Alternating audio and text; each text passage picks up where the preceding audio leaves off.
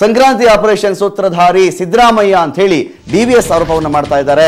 ರಾಜ್ಯ ಬಿಜೆಪಿ ಘಟಕದ ನಂತರ ಸಿದ್ದರಾಮಯ್ಯ ವಿರುದ್ಧವಾಗಿ ಡಿವಿಎಸ್ ಟ್ವೀಟ್ ಮಾಡಿದ್ದಾರೆ. ನಿನ್ನೆ ಪೂರ್ತಿ ರಾಜ್ಯ ಬಿಜೆಪಿ ಘಟಕವೇ ಕುಮಾರಸ್ವಾಮಿ ಅವರು ಸಿಂಗಾಪುರದಲ್ಲಿದ್ದಾಗ ಬರ ಇರಲಿಲ್ವೇ, ಈಗ ಬಿಜೆಪಿನವರು ಅಲ್ಲೆಲ್ಲೋ ಸಭೆ ಮಾಡ್ತಾ ಇದ್ದಾರೆ ಅಂತ ಹೇಳಿದ್ರೆ ಬರದ್ ನೆನಪಾಗ್ಬಿಟ್ಟಿದೆ ಅವರಿಗೆ ಅಂತ ಛೇಡಿಸಿತ್ತು.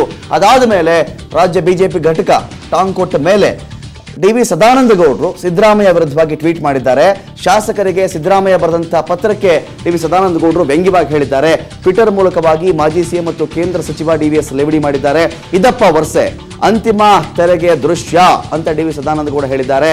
ಕ್ಲೈಮ್ಯಾಕ್ಸ್ಗೆ ತಾವೇ ಸೂತ್ರಧಾರಿ, ತಾವೇ ಪಾತ್ರಧಾರಿ, ಯಾರಲ್ಲಿ ದೂತರೆ ಅಂತ ಕೂಡ ಅವರು ಕ್ವಶನ್ ಮಾಡ್ತಾ ಇದ್ದಾರೆ. ನನ್ನ ಸಭೆಗೆ ಬರದ ವಂದಿಮಾಗಧರನ್ನ ಸಾಮ್ರಾಜ್ಯದಿಂದಲೇ ಉಚ್ಚಾಟಿಸಿ, ನನ್ನ ಸಾಮ್ರಾಜ್ಯದಿಂದಲೇ ಉಚ್ಚಾಟಿಸಿ, ಇದು ಕಟ್ಟಾಜ್ಞೆ, ರಾಜಾಜ್ಞೆ ಅಂತ ಕೂಡ ವ್ಯಂಗ್ಯವಾಗಿ ಸದಾನಂದ ಗೌಡರು ಟ್ವೀಟ್ ಮಾಡಿದ್ದಾರೆ. ಶಾಸಕರಿಗೆ ಸಿದ್ದರಾಮಯ್ಯ ಬರೆದಂತಹ ಪತ್ರಕ್ಕೆ ಡಿ.ವಿ. ಸದಾನಂದ ಗೌಡರು ವ್ಯಂಗ್ಯ ಮಾಡಿದ್ದಾರೆ. ಸ್ವಾಗತ ಹೆಂಗೆ ಕೋತಿ ಬೆಣ್ಣೆ ತಿಂದು ಕುರಿಮುಖಕ್ಕೆ ಹಚ್ಚಿದ್ದು ಅಂತ ಡಿ.ವಿ.ಎಸ್ ಛೇಡಿಸ್ತಾ ಇದ್ದಾರೆ. ಆಪರೇಷನ್ನ ಸೂತ್ರಧಾರ ಸಿದ್ದರಾಮಯ್ಯ ಎಂಬಂತೆ ಡಿ.ವಿ.ಎಸ್ ವಾಗ್ದಾಳಿಯನ್ನ ಮಾಡಿದ್ದಾರೆ.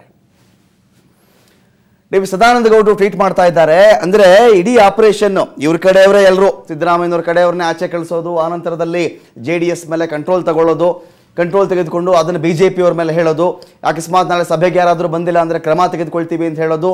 ಸೂತ್ರಧಾರಿಯೂ ಇವರೇ, ಪಾತ್ರಧಾರಿಯೂ ಇವರೇ, ಕಟ್ಟಾಜ್ಞೆನೂ ಇವ್ರದೇ, ರಾಜಾಜ್ಞೆನೂ ಇವ್ರದೇ. ಸ್ವಗತ ಹೆಂಗೆ ಕೋತಿ ಬೆಣ್ಣೆ ತಿಂದು ಕುರಿಮುಖಕ್ಕೆ ಹಚ್ಚಿದ್ದು ಅಂತ ಸಿದ್ದರಾಮಯ್ಯನವರೇ ಮಾತನಾಡಿಕೊಂಡಂತೆ ಇದಪ್ಪ ವರ್ಷೆ ಅಂತ ಹೇಳಿದ್ರೆ ಸದಾನಂದ ಗೌಡರು ಈ ರೀತಿಯಾಗಿ ಟ್ವೀಟ್ ಮಾಡಿದ್ದಾರೆ. ಇಲ್ಲಿ ಇವರ ಟಾರ್ಗೆಟ್ ಸಿದ್ದರಾಮಯ್ಯನವರು.